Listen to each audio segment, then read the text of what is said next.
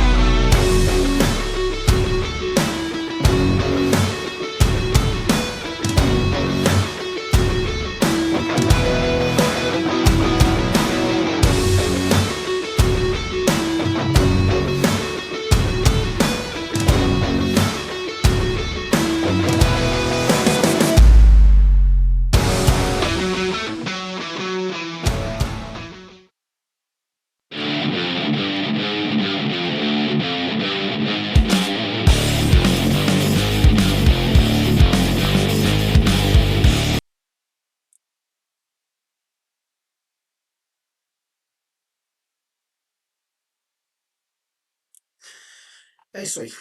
Bom, vamos lá, né? Vamos começar mais um comentário. É, e, evidentemente, vamos falar sobre os destaques, né? O Cruzeiro, final de semana, grande partida, em que conseguiu vencer a equipe do Mirassol, uma equipe chata de se jogar, né? Mesmo estando numa situação muito ruim na tabela, mas Mirassol, desde o ano passado, quando surpreendeu todo mundo, manteve seu treinador e vem fazendo um campeonato brasileiro ruim, mas está também disputando a Libertadores e tal, tá dando preferência para a Libertadores. A gente sabe como que é complicado isso, né? Bom, foi um jogo muito disputado. O primeiro tempo do Cruzeiro não foi tão bom assim, né? Nós tivemos algumas atuações é, que foram surpreendentes até, e outras, umas muito bem-vindas, né? Algumas atuações muito bem-vindas na partida, né?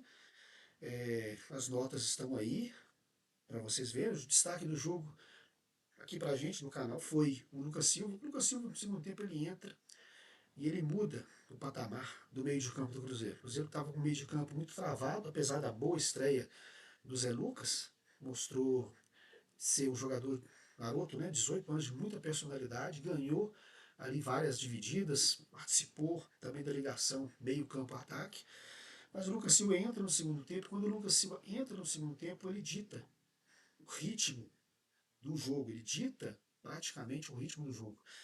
Por isso ele foi eleito aí.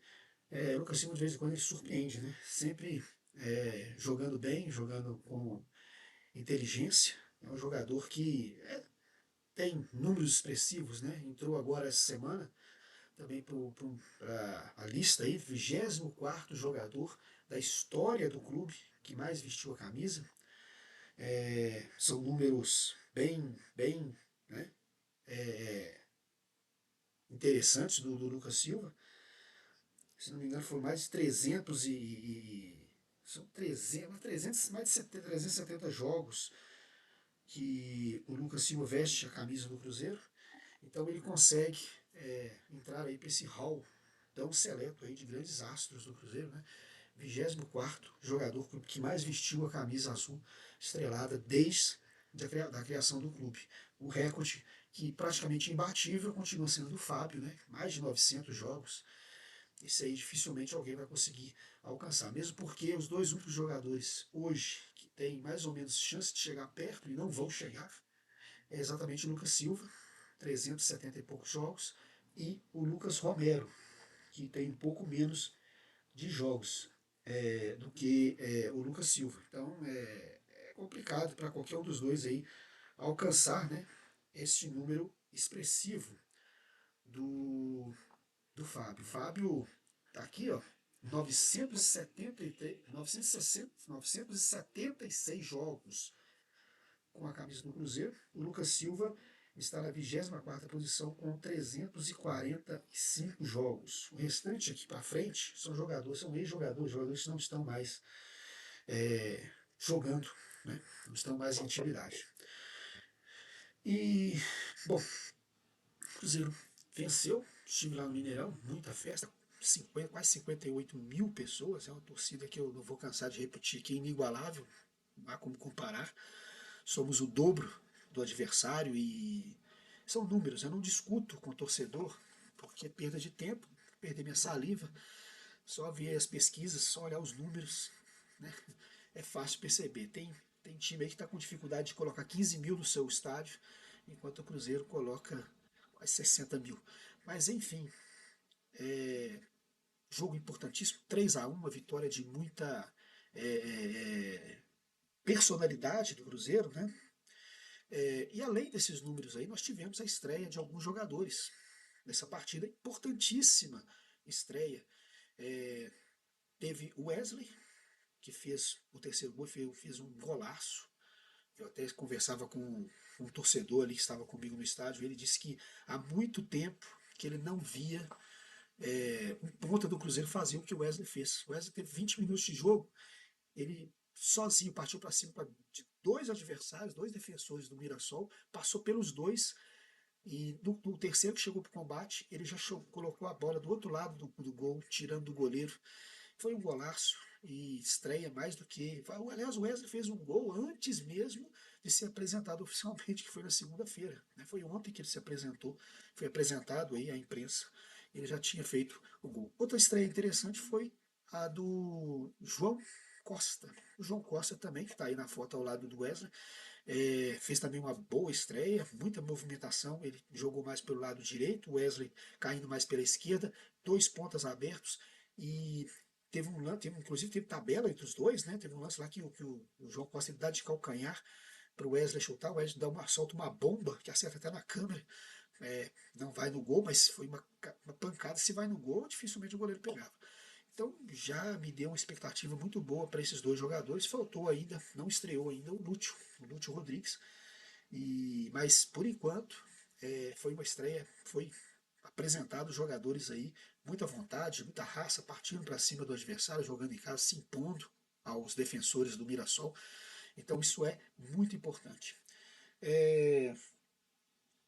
Além disso, nós tivemos também, para a gente ter aqui uma situação, para a gente ver mais ou menos como é que ficou aí a rodada do Campeonato Brasileiro.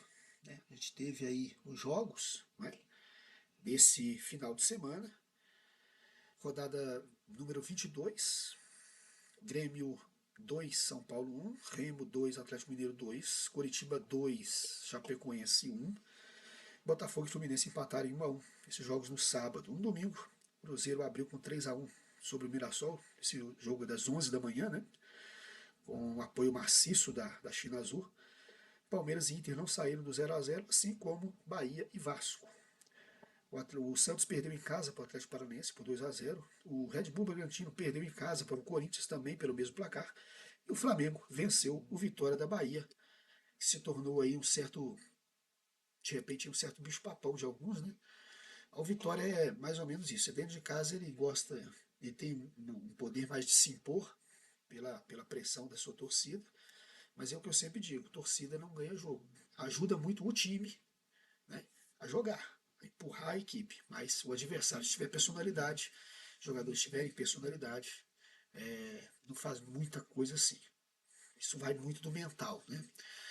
E o Vitória, aí, mais uma derrota no Campeonato Brasileiro, não está tão bem na tabela. E nessa situação toda aí, né, é, o, o, o, o Vitória vai ali pelo meio da tabela. Perdeu mais uma, o Flamengo venceu. E amanhã tem Libertadores, aquela coisa toda. Vamos ver o que vai acontecer nessa partida de amanhã. Bom, as estreias foram importantes. O Cruzeiro, como eu já disse aqui, algumas boas notícias, né? nessa partida. Tivemos aí o Mirassol só conseguiu o seu gol através de um erro, primeiramente um erro do Fagner, e segundo uma sorte, que a bola desviou na coxa do defensor do Cruzeiro, bateu no seu braço, não deu tempo dele tirar o braço. Mas o Fagner depois se redimiu totalmente, porque é dele um lançamento preciso para o Caio Jorge fazer um golaço de placa. Né? O Caio Jorge recebe, mata a bola muito bem, dois marcadores, ele leva a bola para a perna esquerda, que não é a boa, e faz um golaço. Centroavante tem toda essa capacidade, né? Um grande centroavante como o Caio Jorge. Né? Ele não só chuta muito bem com a sua perna destra, né? Como também chuta muito bem com a esquerda. Lucas Vidalba pela lateral, fez o papel dele, né? Enquanto esteve em campo. O João Marcelo, mais uma grande partida do João Marcelo, aliás, dele e do Jonathan Jesus, dois jogadores que estão muito bem no time. Quando sai alguém da defesa, o João Marcelo vai entrar. Ele entra sempre muito bem, uma nota altíssima do João Marcelo, né, uma nota 8 aí. Como disse, o Zé Lucas fez uma estreia bacana, gostei do Zé Lucas. O Matheus Pereira foi substituído no segundo tempo, mais para questão de cansaço, até para ser preservado também para a partida de amanhã contra o Flamengo, mas também jogou mais uma vez muito bem, mais uma vez serviu bem o ataque, mais uma vez foi o maestro no meio de campo azul. O Bruno Rodrigues, e mais uma oportunidade que ele ganha, e mais uma vez ele não consegue fazer o que é o mais importante, né, para o centroavante, para o atacante, fazer gols.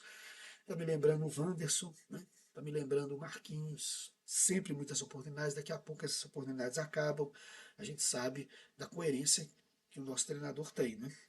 O Kaique Kenji achei muito tímido na partida, mas teve alguns momentos, né, ali, aqui e ali, um jogador, como se diz, tem que ser trabalhado, continuar sendo trabalhado. E a grande decepção para mim, os dois jogadores que estrearam antes disso, o João Costa e o Wesley, fizeram uma boa estreia, mas a grande decepção foi o Arroio. Assim como o, o Bruno Rodrigues teve mais uma oportunidade, mais uma vez não conseguiu desempenhar bem, não conseguiu performar bem, acontece o mesmo com o Arroio. Mais uma vez o Arroio entra titular, mais uma vez ele decepciona, ele não toma as decisões erradas o tempo inteiro. Ele é aquele jogador, aquele ponta que tem que partir para cima do seu marcador, tem que buscar a jogada individual, tem que quebrar linhas. Ele não consegue fazer isso.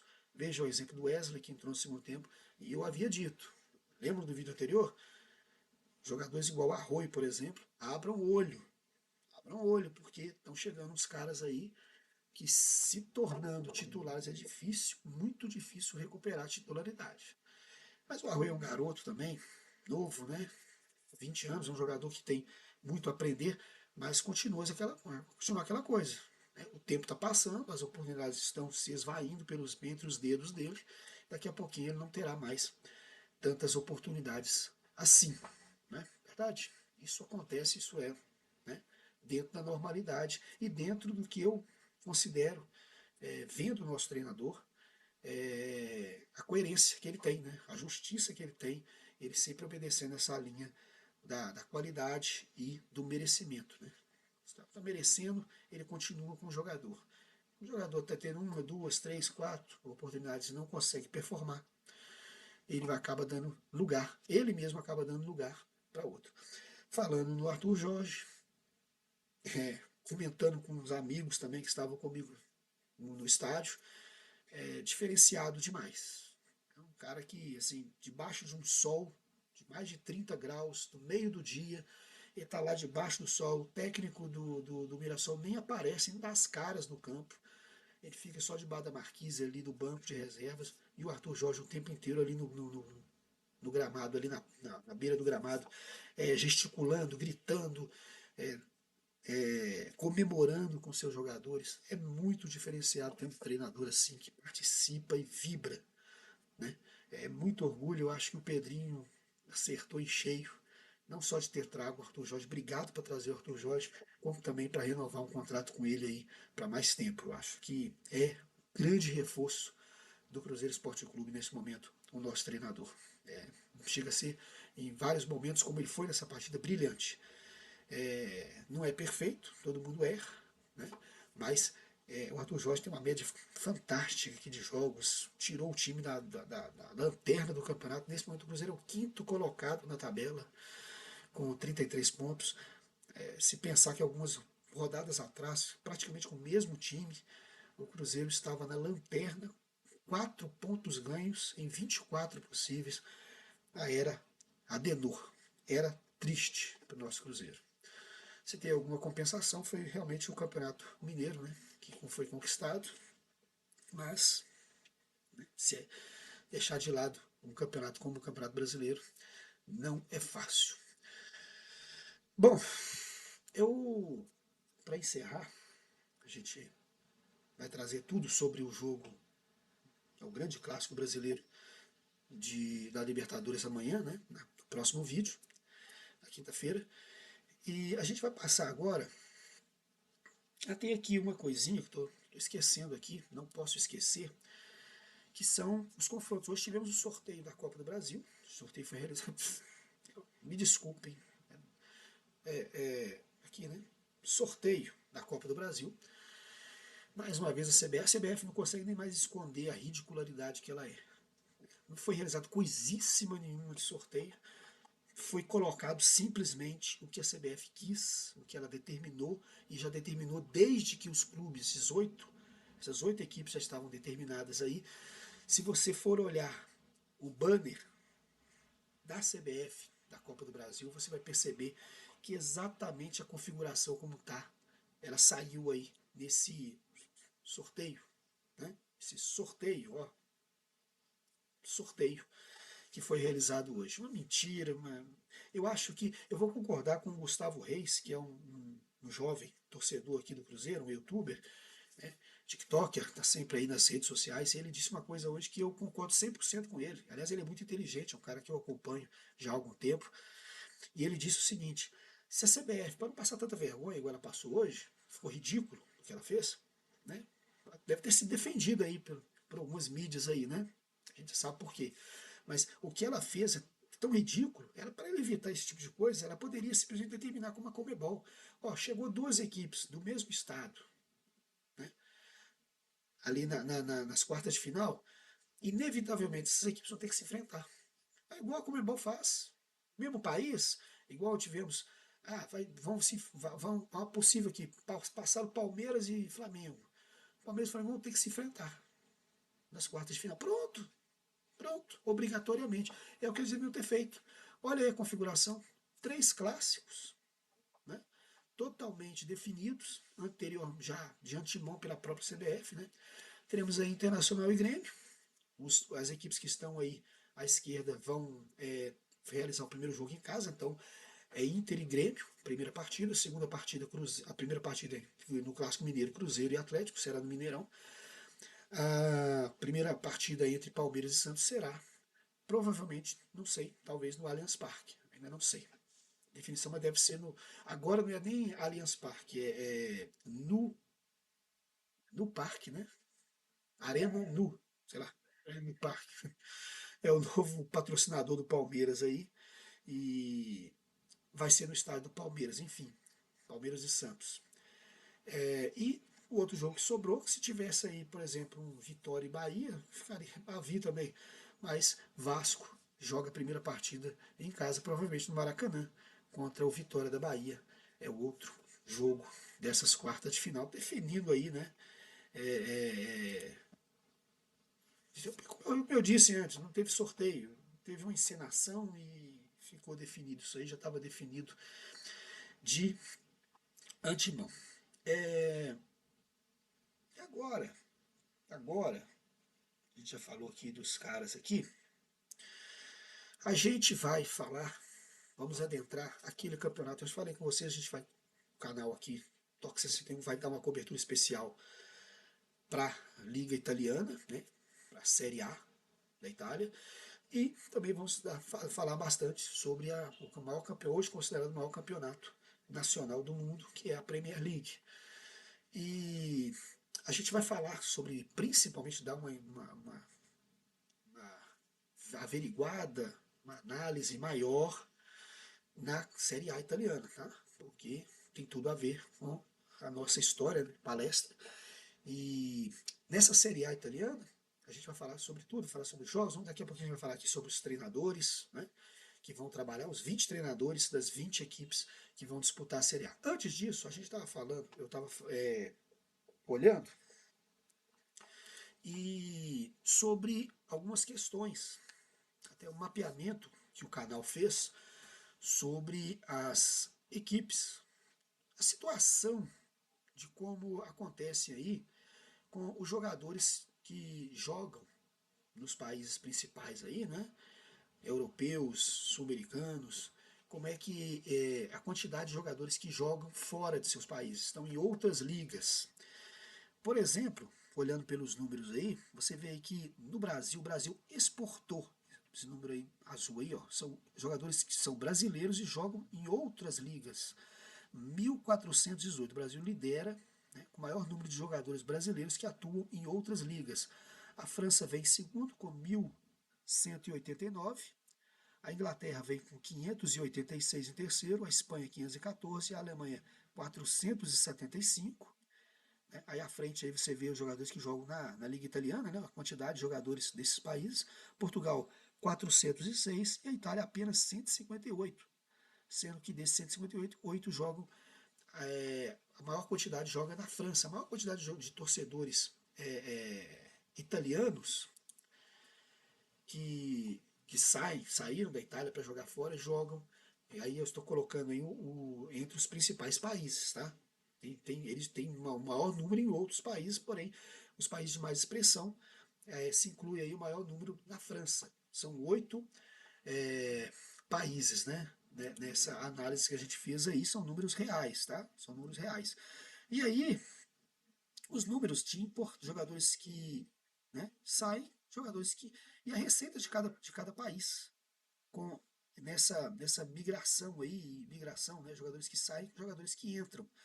O Brasil, por exemplo, tem uma importação, né, jogadores de mais de 1,2 bilhões. São jogadores que vêm jogar no Brasil. E entre jogadores que vêm jogar e os que saem, o Brasil tem uma receita de 2,6 bilhões. Isso nos últimos 3 anos, são números dos últimos 3 anos. A mesma coisa, você olha para a Inglaterra, que vem em segundo, é um país que exporta muitos jogadores. E, aliás, perdão, que importa muitos jogadores. Jogadores que, é o país que mais importa jogadores de outros países em sua liga, em suas ligas, né? Mas mesmo assim a Inglaterra ainda tem um lucro absurdo de 6,1 bilhões. A Alemanha também aparece aí com bem menos, né, 420 mil. E a Itália, por exemplo, olha aí, ó, que aparece aí com 80 mil apenas. Então, poucos jogadores, a Itália importa poucos jogadores para jogar na sua liga. Esse número de 2,9 bilhões representa, na verdade, uma recuperação, que esses números eram muito baixos, muito mais baixos do que isso, anos anteriores. A partir de 2023 para cá, o campeonato italiano, a liga italiana começou a dar uma respirada, começou a ter realmente números de lucro, né? E a gente está vendo isso, inclusive, nos jogos. A gente está vendo isso nos últimos campeonatos italianos. Tem sido de mais qualidade. Só a seleção que ainda não se refletiu. Mais uma vez, troca de técnico, né? Nós teremos aí o Maldini como técnico da seleção italiana, que está se prevendo. O contrato dele vai até a próxima Copa do Mundo. Normalmente é feito isso, né? Até a próxima Copa do Mundo. Vejam só que interessante.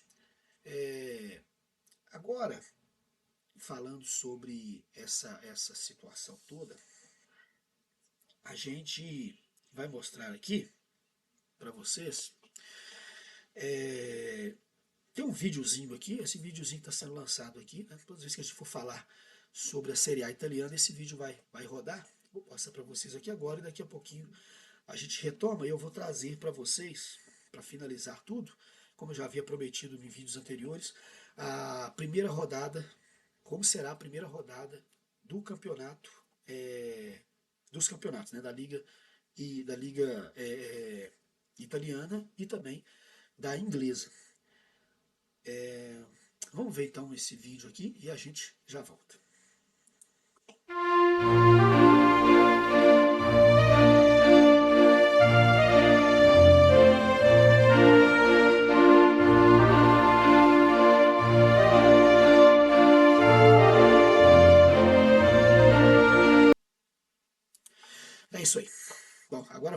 vamos trazer aqui a primeira rodada.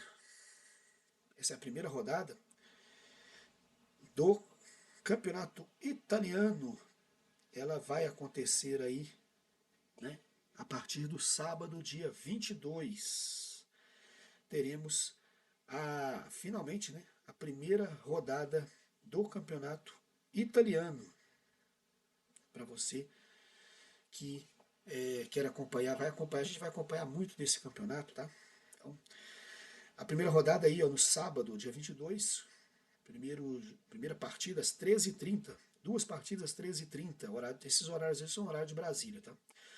A Udinese recebe o Como, né? Vamos ver aí possivelmente a estreia do Kaique, né? A Inter recebe a equipe do Monza.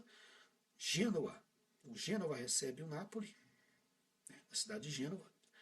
Às 15h45, também às 15h45, o Parma e Cagliari. Esses jogos do sábado. Jogos de domingo. Estreante aí, ó, de volta, melhor dizendo, né, a Série A.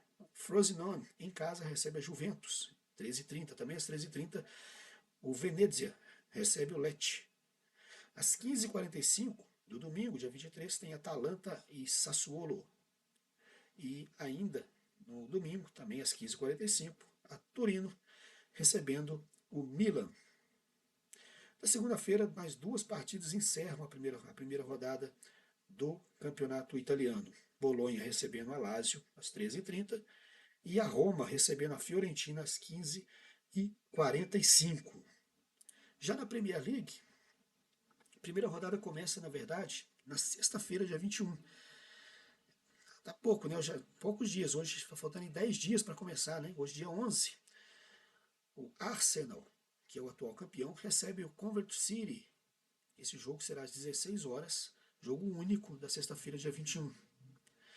No sábado, teremos mais 5 partidas. Hull City recebendo o Manchester United, às 8h30 da manhã, horário de Brasília. O Nottingham recebendo o Leeds, às 11 da manhã. O Everton recebe o Crystal Palace, às 11 da manhã também. Também às 11 da manhã, é o Ipswich Town recebendo o Sunderland. Para fechar o sábado, às 13h30, tem Brentford e Tottenham. No domingo, mais 3 jogos.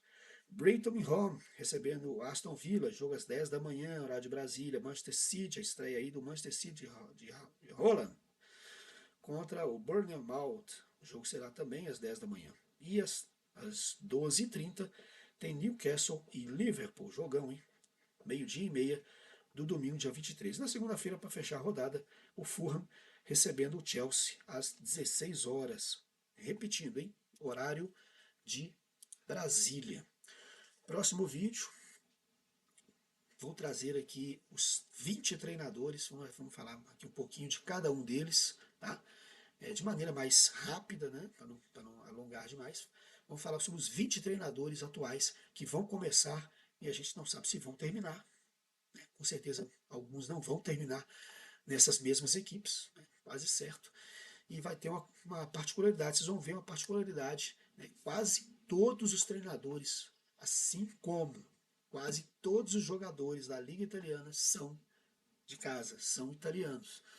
Então a gente vai analisar isso no próximo vídeo com mais tempo, tá? Hoje tivemos muitos assuntos, né? Tivemos que abordar muito mais rápido porque nós tivemos muitos assuntos nesse dia. Copa do Brasil definida, já estava definida, na verdade, né? Senhora CBF, a gente não é bobo, né? É como diz o Gustavo, né? O Gustavo, que eu citei agora há pouco aqui no YouTube. O mineiro mais bobo que eu conheço inventou avião. Então, não vem com esse papo não, viu, CBF? Tem bobo aqui não. Definidos aí, os jogos serão nos dias... Eu tinha colocado, né, sobre essa campanha. Assim, os jogos serão aí, ó, nos dias 26 e 27 ainda não está definido quais serão os jogos, né, nos dias 26 e 27. Provavelmente vai seguir essa linha aí. Provavelmente Cruzeiro e Atlético deve ser no dia 26, na quarta-feira. Provavelmente 9h30 da noite. Provavelmente, não tem nada definido ainda. Mas deve ser mais 2 partidas na quinta dia 27, dia 26 e 27 de agosto, jogos de ida, e dias 2 e 3 de setembro, logo na semana seguinte, né, já teremos a definição das quartas de final para encerrar tudo. Vou mais uma vez aqui, aproveitando, né, agradecer demais a todos vocês, né, por estarem com a gente. Eu mais uma vez peço para vocês aí dar o like se você gostou do vídeo, compartilhar com os amigos, com os conhecidos, e não pode esquecer, tá? Sempre se você não for inscrito, né, no canal, se inscreva, é gratuito e nos ajuda muito a continuar. Eu já tinha falado isso há um tempo atrás, volto a falar, nós vamos ter em breve as lives, uma vez pelo menos pela semana, tá? Toda segunda-feira provavelmente, mas por enquanto ainda esses vídeos fechados. Depois a gente vai se habituando, colocando tudo, deixando tudo arrumadinho para termos as lives, né? Bem breve, tá bom? Muito em breve teremos as lives aí do canal. Você que então ainda não é inscrito, se inscreva no canal, a gente agradece muito. Mais uma vez agradecendo tanto os inscritos como aqueles que deixam os like aí, né? Faça um comentário também, podem comentar, tá bom? No YouTube aí, deixe o seu comentário. Eu vou responder sempre que possível todo mundo, tá bom? Muito obrigado mais uma vez e a gente volta então, né, no próximo vídeo. A gente vai falar sobre, tomara, né, se tudo der certo, uma grande vitória do Cruzeiro contra o Flamengo, pelo primeiro jogo de ida da Libertadores, né, e também a perspectiva aí, vamos falar dos técnicos, como eu disse, do Campeonato Italiano, e vamos falar também toda a expectativa para o final de semana, o Cruzeiro que joga no final de semana contra o Corinthians, lá em São Paulo. Então, muito obrigado mais uma vez, e até a próxima. Valeu, galera.